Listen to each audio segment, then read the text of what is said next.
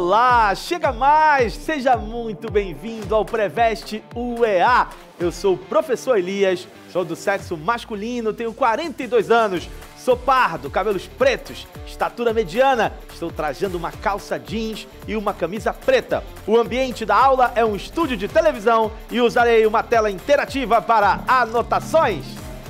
Nossa aula de hoje é sobre patrimônio histórico e cultural. Material e imaterial, história e memória.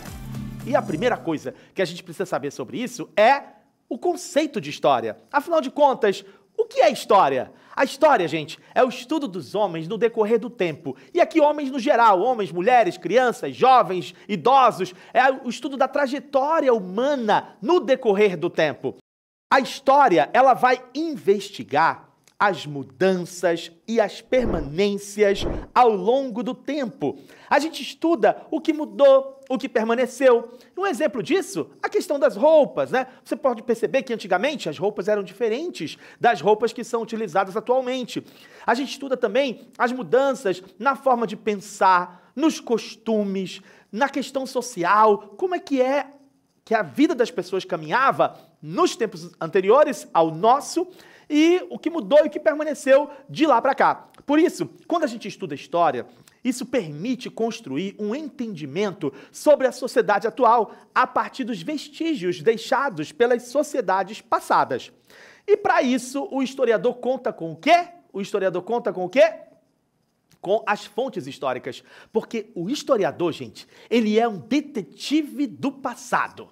A partir das fontes, os historiadores vão construindo versões sobre o passado. A gente não consegue recuperar 100% desse passado porque a gente não estava lá, e mesmo que a gente estivesse, a gente contaria cada um de um jeito. Mas a gente consegue construir versões sobre este passado, a gente consegue fazer propostas sobre esse passado a partir da análise das fontes históricas, dos vestígios que foram deixados por esses humanos, né, que vieram antes de nós. E por isso, ao analisar as fontes históricas, a gente pode responder algumas questões do nosso presente. Pelo menos essa é uma das expectativas do estudo da história. Beleza? Show de bola? E aí, o que a gente vai perceber? A gente vai perceber também que as fontes históricas são os vestígios deixados pela humanidade que possibilitam o estudo e a compreensão de acontecimentos envolvendo pessoas, sociedades e culturas. Então a gente pode dizer que as fontes históricas, elas são o instrumento de trabalho do historiador. Todo profissional tem o seu instrumento de trabalho e as fontes históricas são os instrumentos de trabalho do historiador. E as fontes, elas têm vários tipos. Nós temos, por exemplo, fontes escritas. E as fontes escritas, elas são registros que foram deixados e que podem nos ajudar a entender esse passado, né? Como foi que esse passado ocorreu? São registros sobre este passado. E aí, dentro da questão das fontes, especialmente as fontes escritas, a gente tem vários tipos de fontes escritas. Nós temos, por exemplo, uma fonte escrita que é muito importante, que é o Diário de Anne Frank. O Diário de Anne Frank, ele foi escrito por uma garota lá na Segunda Guerra Mundial. Essa garota ficou escondida junto com a família dela para não ser encontrada pelos nazistas durante um bom tempo. E durante esse tempo que ela ficou escondida ali, junto com a família dela, ela escreveu um diário que ficou famoso, o Diário de Anne Frank, e a partir desse diário a gente consegue entender como é que foi essa época da Segunda Guerra Mundial, como foi que a família dela vivenciou toda essa experiência. Infelizmente, depois eles foram descobertos, acabaram morrendo, mas ali ficou um registro escrito. Então, isso é um exemplo de uma fonte histórica escrita, assim como também pode ser um tratado, um jornal, também pode ser considerado uma fonte escrita. Agora, nós temos também as fontes que também são consideradas importantes, que são as fontes iconográficas. As fontes iconográficas são fontes visuais. Pode ser uma pintura rupestre, pode ser uma fotografia, isso é uma fonte visual, a gente chama isso de fonte iconográfica, beleza? E aí, além das fontes iconográficas, nós também temos as fontes materiais. E aí, dentro das fontes materiais, nós temos alguns exemplos. O que são essas fontes materiais? São as fontes que a gente pode tocar, né? São as fontes que são físicas, né? A gente consegue tocar nessas fontes. E aí, um exemplo disso são as pirâmides, um exemplo disso são os monumentos, né? Os instrumentos, são fontes materiais, são fontes que nós podemos tocar, ok? E que são também super importantes para o historiador. No caso do Egito, então, né, os egiptólogos, né, os especialistas no Egito, eles estudam as pirâmides, eles estudam as construções que foram deixadas pelos egípcios antigos. Show de bola? Agora, nós também temos outro tipo de fonte, que é a fonte oral. A fonte oral, ela também é uma fonte importante, porque as fontes orais, elas são entrevistas, músicas, gravações de discursos históricos, que também são super importantes. E agora a gente tem uma pergunta super especial da Manu. Fala pra gente, Manu, qual é a sua dúvida? Professor Elias, o discurso de Martin Luther King seria uma fonte oral?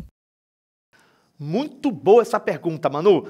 Antes de responder tua pergunta, é interessante falar sobre o Martin Luther King, né? Que discurso é esse que a gente está falando? A gente está falando desse discurso famoso do Martin Luther King, quando ele reuniu aquela multidão ali, na década de 60, e ele disse, eu tenho um sonho. O sonho de que um dia esse preconceito racial, essa injustiça, essas leis segregacionistas, tudo isso que faz com que a vida do negro estadunidense seja marcada por tantos preconceitos, tem um sonho de que um dia isso não seja mais assim, que um dia isso acabe, né, que um dia isso seja diferente. Então esse discurso foi um discurso marcante, foi um discurso super importante. E aí, se a gente tem a gravação desse momento que ele discursou para essa multidão toda, a voz dele, original, falando, eu tenho um sonho para essa multidão toda, aí é uma fonte oral. Show de bola, é exatamente isso. Agora, se alguém grava o discurso dele lá décadas atrás e, de repente, publicou esse discurso transcrito no jornal da época e a gente tem acesso a esse jornal, aí o jornal já é uma fonte escrita. Show de bola? Porque a gente vai ler o discurso transcrito. Mas a voz dele, original, gravada, fonte oral. Show de bola? Tranquilo? E aí, o que mais a gente tem que saber? A gente tem que saber também o que é patrimônio histórico e cultural. E o patrimônio histórico e cultural, na verdade, é um conjunto de bens naturais, materiais ou imateriais, que possuem valor histórico por representarem culturas diversas. E aí, minha gente, nós temos, no que se refere a essa questão da responsabilidade do Estado, um dever que o Estado tem com relação a essa questão da preservação desse patrimônio histórico e cultural. O que o Estado precisa fazer? O Estado tem uma responsabilidade tripla com relação a essa questão do patrimônio histórico e cultural. O Estado ele precisa reconhecer esse patrimônio, o Estado precisa proteger esse patrimônio, precisa preservar esse patrimônio. Então existe aí uma responsabilidade estatal, uma responsabilidade do governo com relação aos nossos patrimônios. E existe um órgão que cuida disso. Você sabe qual é o órgão que cuida disso? É o IPHAN, Instituto do Patrimônio Histórico e Artístico Nacional. É o IPHAN que executa as políticas de preservação de bens materiais e imateriais que representam a herança histórica do nosso país ou de algum outro país. Do Brasil é o IPHAN, mas cada país tem o seu órgão, tem, ou deveria ter pelo menos, né? Porque talvez alguns nessa altura do campeonato talvez nem tenham. Mas, no nosso caso, o Brasil é o IPHAN. Vamos lá, então, para uma interação interessantíssima que a gente vai ter agora com o Gui. O Gui tá chegando aí com uma dúvida. Fala pra gente, Gui, qual é a tua dúvida? Oi, professor Elias. Eu tenho uma pergunta. Qual a diferença entre patrimônio material e imaterial? Excelente pergunta, Gui. Olha só, quando a gente fala de patrimônio material, a gente está falando de algo físico, algo que a gente possa tocar, ok?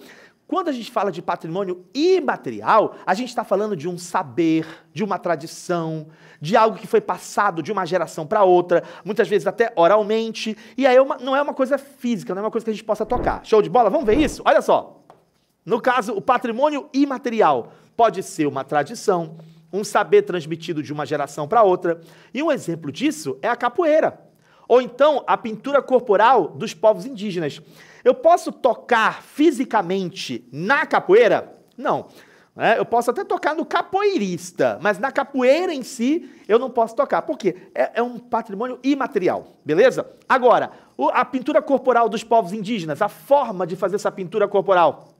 Os povos indígenas é um saber, uma tradição que também foi transmitido de uma geração para outra. Show de bola? Agora, no caso dos patrimônios materiais, aí a gente pode tocar nesses patrimônios. São patrimônios físicos, tá? E um exemplo disso é esse lugar aqui. Esse lugar aqui, gente, é um lugar fantástico. É Petra, uma das maravilhas do mundo, que foi reconhecida em 1985, né? Foi reconhecida como um patrimônio, porque imagina, é uma cidade esculpida nas rochas. Imagina que esse povo, os nabateus que viveram aqui, eles esculpiram essas fachadas na própria rocha. É um negócio fantástico, isso é um patrimônio material. Inclusive, foi aqui que foi gravado o filme Indiana Jones e a Última Cruzada. Numa das cenas finais do filme, quando Indiana Jones chega para ter acesso ao Santo Graal, ele vai chegando e vai aparecendo essa fachada aqui, a fachada mais famosa e mais bonita de Petra, o Alcasner. Então isso aqui é um exemplo de patrimônio material, físico, aquele que a gente pode tocar. Show de bola? O que mais a gente precisa saber, gente? A gente precisa saber também a relação da história com o tempo. E a relação da história com o tempo, ela é interessante, porque nós temos um tempo que é cronológico e um tempo histórico. E o cronológico é diferente do histórico. O cronológico marca a passagem do tempo em horas, dias, meses, décadas, séculos. Então esse cronológico é o tempo do relógio, né? É aquele tempo mais objetivo. Agora, o tempo histórico, ele trabalha com as mudanças sociais, políticas, econômicas de cada uma das sociedades no decorrer do tempo. Por isso, ele vai variar. Cada sociedade, ela vai contar o tempo de uma determinada maneira.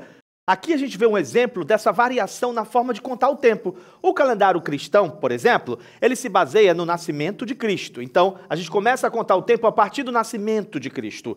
E tudo que veio antes, né, pode-se colocar o AC, antes de Cristo, e o que veio depois de Cristo ou não.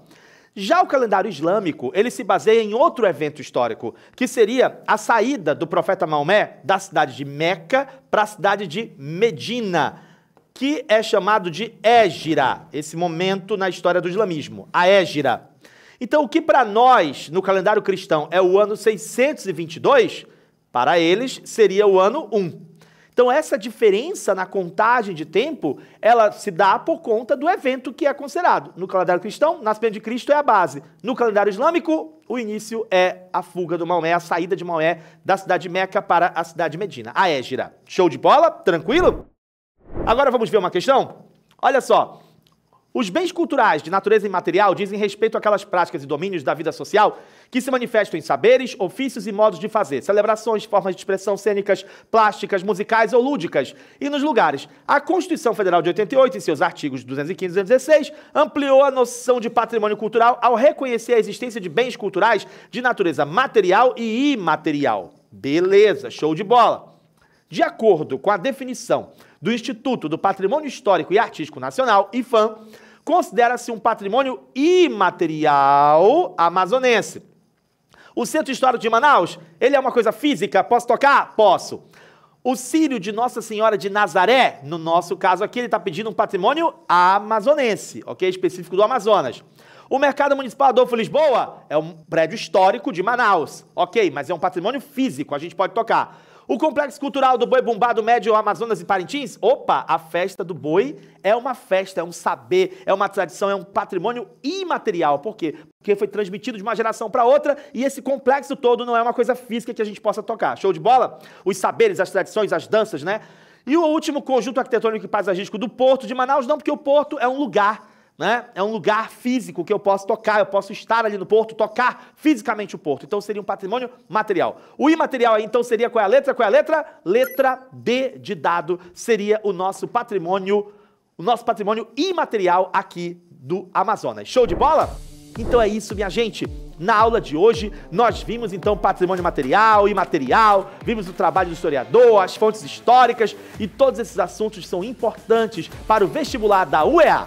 Continua seguindo a gente, continua seguindo o Preveste UEA em todas as nossas redes sociais. Um super abraço para todo mundo, gente, e até a próxima. Tchau, tchau!